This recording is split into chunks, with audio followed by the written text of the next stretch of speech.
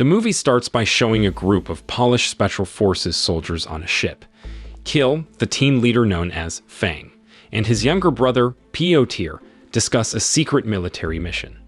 They, along with their team, must retrieve important files from a woman named Eliza, who is on a remote island they plan to visit. Upon reaching the island, Kil and his team find a couple murdered on the beach. They also encounter a girl who looks at them suspiciously, thinking they might harm her. One team member, Harbier, assures her they mean no harm and asks her to tell them who killed her parents. After hearing Harbier's explanation, the girl leads Kil's team to a hidden fortress guarded by many soldiers. To enter the fortress, Kil and his team had to engage in a gun battle with the guards, resulting in a firefight. After successfully dealing with the outer defenses, they began sneaking inside to find Eliza. Unexpectedly, Eliza appeared and held one of Kil's team members hostage, suspecting they meant harm. Kil tried to calm her down and explained their mission was to save her and retrieve the data files she had. After hearing Kil's explanations, Eliza eventually trusted him and released the team member. She also gave them a memory card containing crucial data for Kil to deliver to his superiors. With the sought-after item in hand, Kil instructed his team to leave the stronghold. However, they were confronted by a group of individuals who attacked recklessly, seemingly unaware of their own actions. Fortunately, Kil and Eliza managed to escape the attack and found themselves in a place where they witnessed a group of soldiers led by General Yusuf Basir Mehmedo, conducting experiments using a device called a soul catcher. This device could turn someone into a brutal killer. When Eliza planned to attack the soldiers, Kil stopped her, pointing out that there were too many enemies to face. Kil then realized his younger brother, Piotr, was not with them and rushed back to the stronghold to rescue him. Kil called out to Piotr, who stood in the middle of a room, unaware that he had been exposed to radiation from the soul catcher device. Without suspecting anything, Kil approached his brother, but suddenly, Piotr attacked him. Despite his initial hesitation and attempts to reason with Piotr, Kil was eventually forced to defend himself. Calling all traders. Want to compete for thousands of dollars without risking anything? Join And take his brother's life as Piotr continued to attack with a sharp weapon. After this tragic incident, Kil, Eliza, and the only surviving team member, Harbier, ventured into a forested area. As morning approached, Kil contacted his friend Kasis Toph, a pilot, to meet them at a designated spot. Kil also invited Eliza to join him, but she declined, mentioning another mission she needed to complete. Kil respected her decision and left the island with Harbier once Kasis Toph's private plane arrived. Just as they were about to board the plane, they were pursued by Yusuf's henchmen, who opened fire on the aircraft. Fortunately, Kil and Harbier survived the attack and flew to Poland.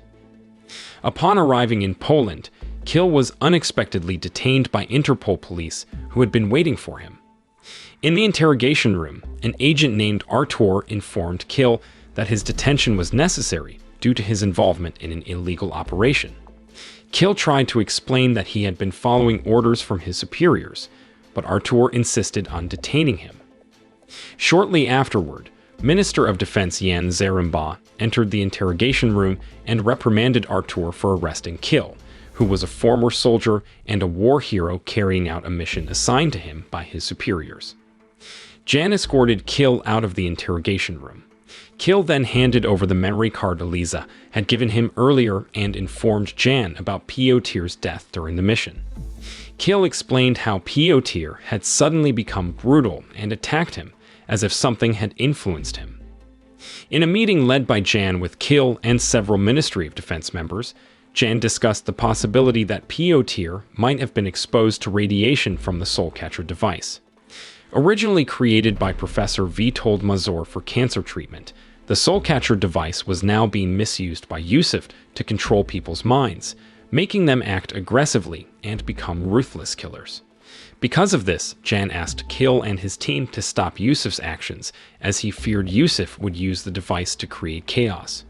Without hesitation, Kil accepted the new mission from the Minister of Defense. To carry out this mission, Kil, who had lost many team members, reached out to his old friends, Beek and Borza, seeking their help to join his team.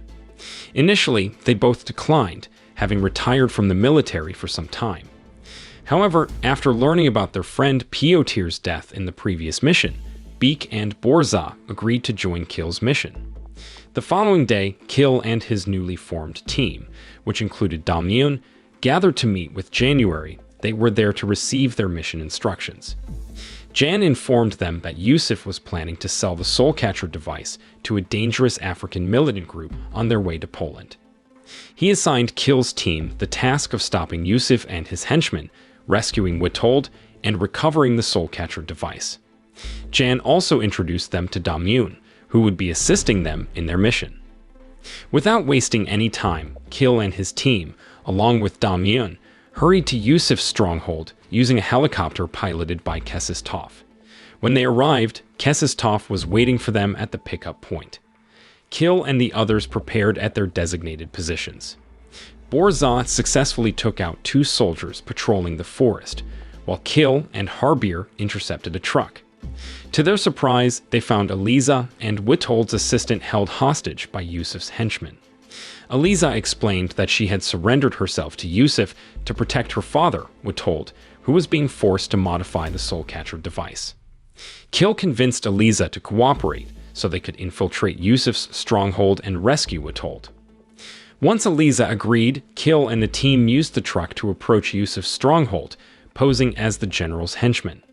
Meanwhile, Borza kept an eye on her team members from a hilltop with her sniper rifle. They managed to deceive the gate guards, who allowed them to enter the stronghold area. Inside the stronghold, Yusuf was very angry with Witold, who refused to fix the Soulcatcher device any further. The general even slapped Witold, and his henchmen attacked the professor for disobeying him. Then Kill, still pretending to be one of Yusuf's henchmen, entered the room with Eliza and Witold's assistant. Witold was overjoyed to see his daughter, who was still safe. However, Yusuf demanded again that Witold fix the damaged Soulcatcher device. When Witold kept resisting, Yusuf shot and killed the professor's assistant and threatened to hurt Eliza if Witold didn't obey. To protect Eliza, Witold reluctantly agreed to fix the device. Not long after, a potential buyer named Vanish from Africa arrived at the stronghold with a briefcase full of money to buy the device from Yusuf. Seeing the promised amount, Yusuf asked Witold to show how the device worked to the leader of the African militant group. Witold pointed the device at some imprisoned men, and when he activated it, the radiation made the imprisoned men act violently, attacking each other. Vanish seemed satisfied with the device's power. After the deal between Yusuf and Vanish, Yusuf ordered his henchmen to lock up Witold. Kill, still in disguise, took Witold to a room where he quickly dealt with the henchmen guarding him. Kill pointed a gun at Witold and asked why he helped Yusuf with the Soulcatcher device. Witold explained that he had no choice because Yusuf had kept him captive for a long time. While they were talking, Borza tried to shoot Witold from a distance, thinking he was involved in selling the dangerous device. Fortunately, Kill rushed to save Witold, believing that he didn't have evil intentions like Yusuf.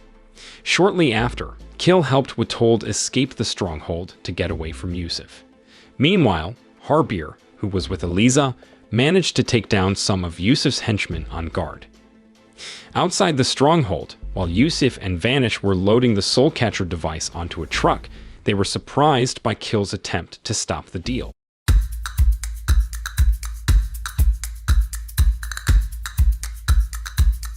If you have a lot of extra gift cards, would you choose to sell them? There's an app designed for gift. Vanish tried to fight Kill, and Yusuf used the opportunity to escape with both the money and the Soulcatcher device.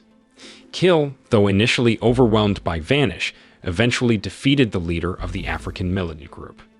He then rushed to chase after Yusuf on a motorcycle, with his team's vehicle following behind. Kesistov kept an eye on Kill and the others from the air. Not long after, Kill caught up with Yusuf's vehicle and jumped onto the general's car to confront him.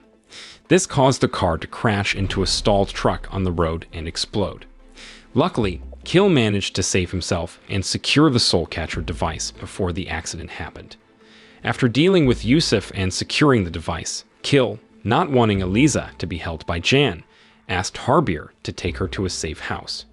Meanwhile, he and the rest of the team would return to Poland to hand over Witold and the Soulcatcher device to the Minister of Defense. That night, Kill and his group arrived at the Polish military headquarters to deliver Witold and the device to January. Surprisingly, Jan had only used Kill and the others to take the Soulcatcher device from Yusuf because he wanted to use it for military purposes. Jan then ordered his henchmen to eliminate Kill, and at the same time, Artur arrived at the military police headquarters, leading to a shootout between the police and the military. In the chaos, Kill was injured after being shot.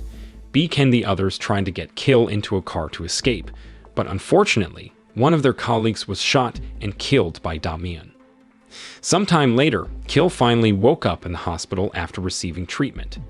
Borza was by his side and mentioned that he had been unconscious for a while. Meanwhile, Harbier and Eliza, who were staying in a safe house, received a call from the police asking them to return to Poland. At the police station, Kill was being questioned by Artur. He briefly saw Jan's broadcast during a press conference, where Jan accused Kill's group of being terrorists who had attacked the military headquarters. Kill felt frustrated with the minister for this false accusation. Later on, when Eliza arrived in Poland, she met with Kill and asked him to help free her father, who was still held captive by January. Kill promised to assist her, especially since he had developed feelings for her, and Eliza was secretly attracted to him as well. While they were talking, Artur suddenly arrived and asked them to find out where Jan was hiding. With Eliza's help, they discovered that Jan was hiding in a factory. That night, Kill prepared to attack Jan's hiding place and turned down assistance from Artur and Harbier, who wanted to join the mission. He preferred to work alone. After arming himself with various weapons, Kill headed to the factory. He managed to sneak in by hiding under a truck that entered the facility. Once inside, Kill swiftly took out several guards who were playing cards in the surveillance room. He then checked the surveillance camera monitors until he found Witold, who was calibrating the Soulcatcher device. With ease, Kill took out 2 guards and entered Witold's room. He planned to destroy the Soulcatcher device by placing a bomb on it to prevent anyone from using it for evil purposes. Just as he was about to get Witold out of there, Damian suddenly attacked them, forcing Kill to face Jan's right-hand man. Although Damian initially had the upper hand, Kill eventually managed to shoot him and put an end to the sergeant. Meanwhile, Witold chose to sacrifice himself to slow down the guards who were about to attack Kill. Jan, upon learning of the chaos in the factory, contacted Kill and invited the former military member to join him. Jan threatened to expose Kill as a terrorist who had caused all the trouble if Kill refused. Surprisingly, all of Jan and Kill's conversations had been intercepted by Artur, providing the police with evidence of the minister's crimes. A few days later, after all of Jan's crimes were exposed, the citizens organized a protest that led them to Jan's ministry office. Jan tried to escape by instructing his driver to get him out of the office quickly. Unfortunately for Jan, he didn't realize that his driver was a colleague of Kill's who would take him to a place for execution. In the end, the film showed Harbier carrying Kill to meet Eliza at their hiding place after all the issues related to Jan had been resolved.